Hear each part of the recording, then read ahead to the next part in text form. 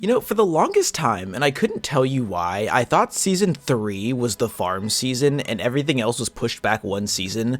I don't know what I thought season 2 was, but nope, season 2 was the silly farm season.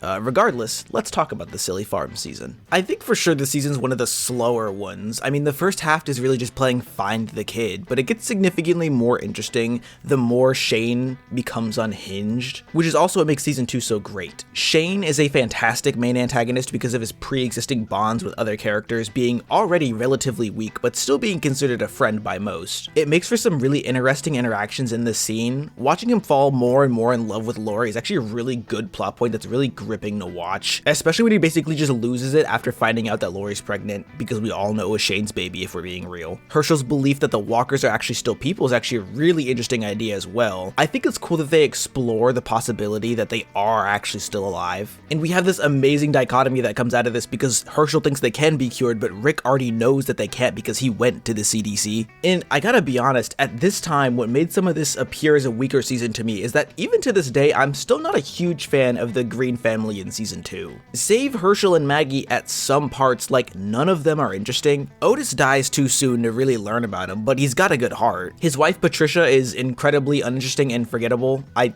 literally think she has like 4 lines in total. I actually forgot she existed until she died in the season finale. And Beth is a minor character in this season, like minor. I think in most of the episodes she appears in, she either only has 1 line or doesn't have any. And even when she does have her lines, it's just that she wants to kill herself. I say that like it's a bad thing. I mean, it's a really interesting plot point to cover in this series, because when you really think about it, who really wants to be alive in the apocalypse? Like between Beth and Andrea wanting to kill themselves and whether or not Lori and Shane should have the baby. The problem is whether or not being alive or living a life in the apocalypse is really even worth it. It's a depressing yet important debate that truthfully doesn't really get answered this season, but I like that they begin to make us think about it. But as I was saying, the new characters in this season, outside of Herschel, I really didn't find that interesting. But the main group's relationship between Maggie and Herschel is really strong. Not strong as in they're best buddies, but strong as in their relationships makes the show interesting to watch. I like that Herschel has a lot of dichotomies on hand. Like, he could kick these people out, or he could keep him and the farm safe. I like that Herschel is an outside voice in a lot of these situations. Like, he really just kind of doesn't want to deal with any of it. More than anything, he wants them gone for probably half the season or more. But of all the characters in this season,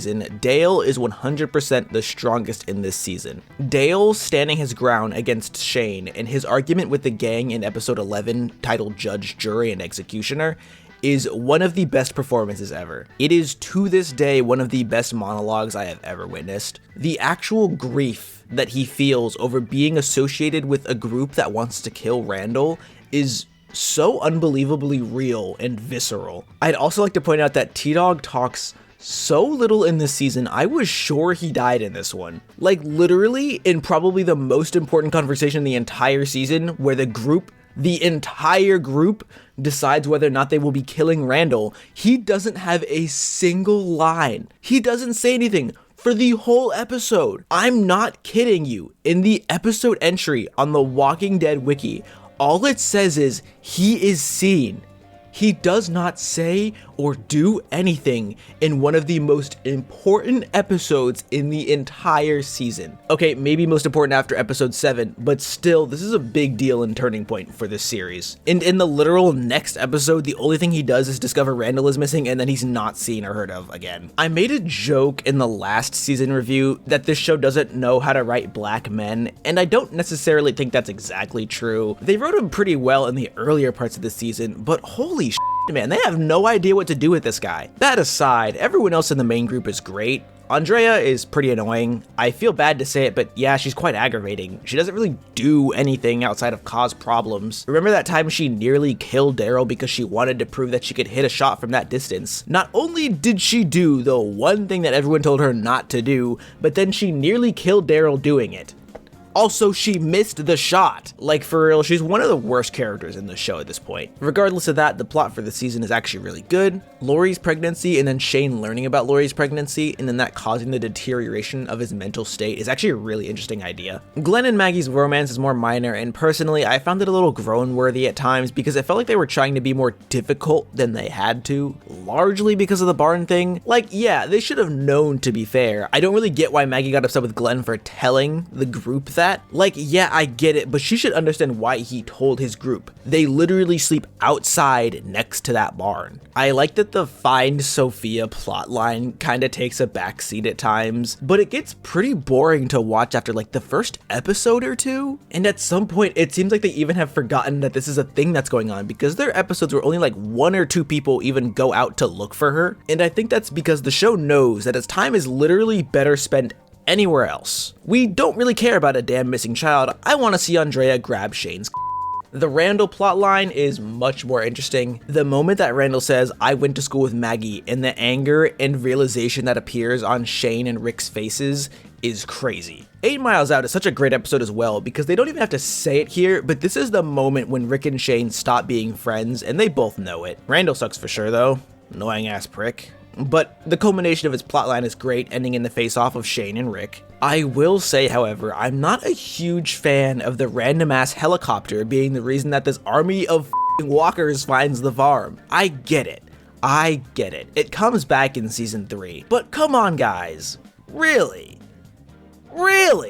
It feels so entirely disjointed from the rest of the season. They don't even have running water. The fact that we see a whole ass helicopter comes off to me as a little bit jarring. I think it ties into Andrea's storyline and the season 3 storyline really well, but wow, does it just come from nowhere? But the end of the farm is actually pretty sad. You really do get attached to the place by the end of the season, and like I said last time, no place will last for them forever, so it makes sense that this doesn't either. It's like the first time they leave a real civilization of sorts, and it really sucks to see them have to leave for something that is entirely out of their control. Herschel lost his farm purely out of bad luck, and that actually sucks. Overall, the season was pretty good. I think some of the characters kind of slipped a bit. They weren't really as interesting as they were in season 1, notably Lori and Andrea. The second half of the season is also considerably more interesting than the first half, but the show still has a lot of the things that made season 1 so great. Amazing writing, good character dynamics, and great directing all bring the season to a solid 7.5 out of 10. I know that may seem like a low score, but that is more than a passing score in my book.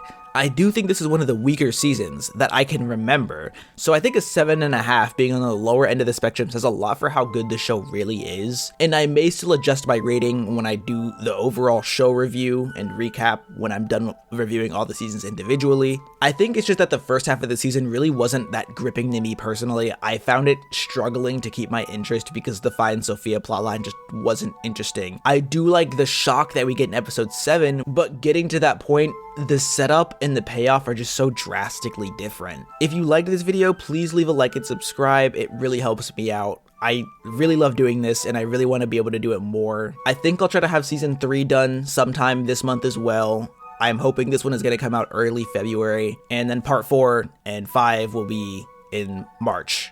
But I'll just see how it goes. Anyway, me, Shane, and Lori here are going to go play some racquetball. It's true, he does need to practice his backswing. It sucks.